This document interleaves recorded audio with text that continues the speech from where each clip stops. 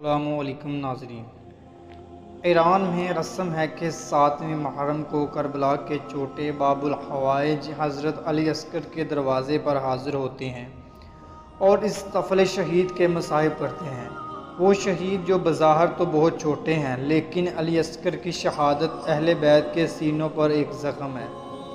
ایران میں رسم ہے کہ 7ویں محرم کو کربلا کے چھوٹے باب الحوائج حضرت علی عسکر کے دروازے پر حاضر ہوتے ہیں۔ تحریک کے تلخ ترین لمحات قریب ہو رہے تھے۔ مظلوم کربلا کے تمام اوان و انصار میدان کراز میں جا کر اپنی قربانیاں پیش کر چکے تھے۔ خیام حسینی میں صرف 2 مرد باقی بچے تھے، ایک عبداللہ بنت حسین، دوسرا بیمار کربلا سید الساجدین۔ اس دن اللہ تعالیٰ نے قضائے الہی سے بیمار ہو گئے تھے تاکہ نسل امامت باقی رہے اور امام حسین علیہ السلام کے بعد امت کی رہبر سنبھال لیں۔ امام حسین نے جب اپنے آپ کو تنہا پایا تو لوگوں پر اپنی آخری حاجت بھی تمام کی اور بآواز بلند فرمایا،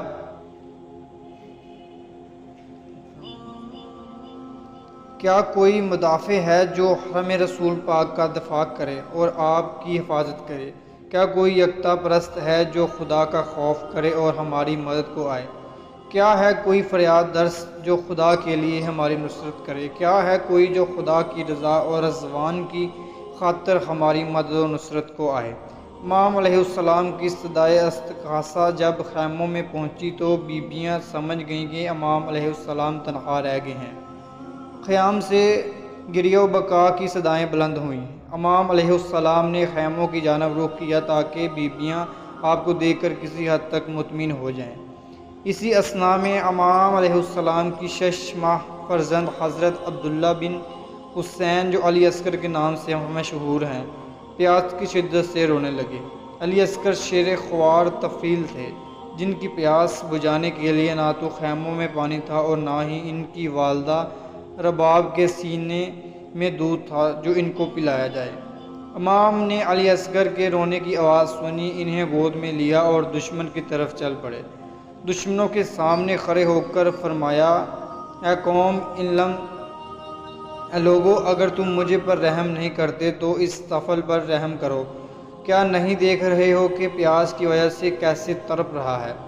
لیکن گویا کہ سنگ دل دشمنوں کے دلوں پر رحم کا بیج بویا ہی نہ گیا تھا اور دنیا کی تمام ذلتیں اور پریشانیاں ان کے وجود کی گہرائیوں تک غرق کر چکی تھیں، کیونکہ انہوں نے فرزند رسول کو چلو پر پانی دینے کی بجائے بنی اسد کے ایک تیر انداز حملہ نے ایک تیر کمان میں رکھا اور طفل شیر خوار کے گلے کا نشانہ بنایا۔ اچانک امام حسین علیہ السلام کا ہاتھ اور سینہ خون میں نہا گیا۔ طفل تشنہ لب و خوار شیر خوار کا سر مقدس بدن سے جدا ہو گیا۔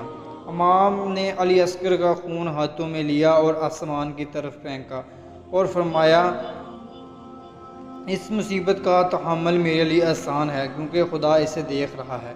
اسی حالت میں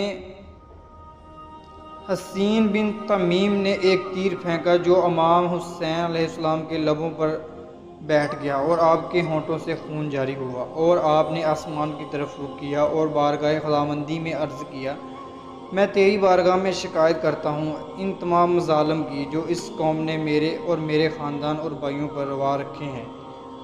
اس کے بعد دشمن کے سپاہ سے دور ہوئے اپنی تلوار کی نوک سے چھوٹی سی قبر کھودی، نوک میں لت پت عسکر کو دفن کر دیا۔ جناب علی عسکر کی شہادت ائمہ طاہرین کے نزدیک کربلا کی سب سے زیادہ سوزناک اور دل گزار شہادت ہے۔ منہال بن عمرو کو کوفی کہتے ہیں، مدینہ میں امام سجاد علیہ السلام کی خدمت میں حاضر ہوئے۔ امام نے پوچھا، حاملہ کا کیا ہوا؟ عرض کیا، جب میں کوفہ سے نکلا تو وہ زندہ تھا۔ امام علیہ السلام نے آسمان کی طرف ہاتھ اٹھائے اور 3 بار دعا کی، خدایا اسی لوہے کی گرمی کا مزہ چکھا دیں۔ نیز عقبہ بن بشیر اسدی کہتے ہیں کہ امام باقر علیہ السلام نے مجھ سے فرمایا، ہم تم قبیلہ بنی اسد سے خون کے طلبگار ہیں، اور اس کے بعد جناب علی اصغر کی شہادت کا واقعہ سنایا۔ یہ تمام چیزیں اس بات کی علامت ہیں کہ جناب علی اصغر کی مصیبت کا زخم اہل بیت کے سینوں پر کس قدر شدید تھا۔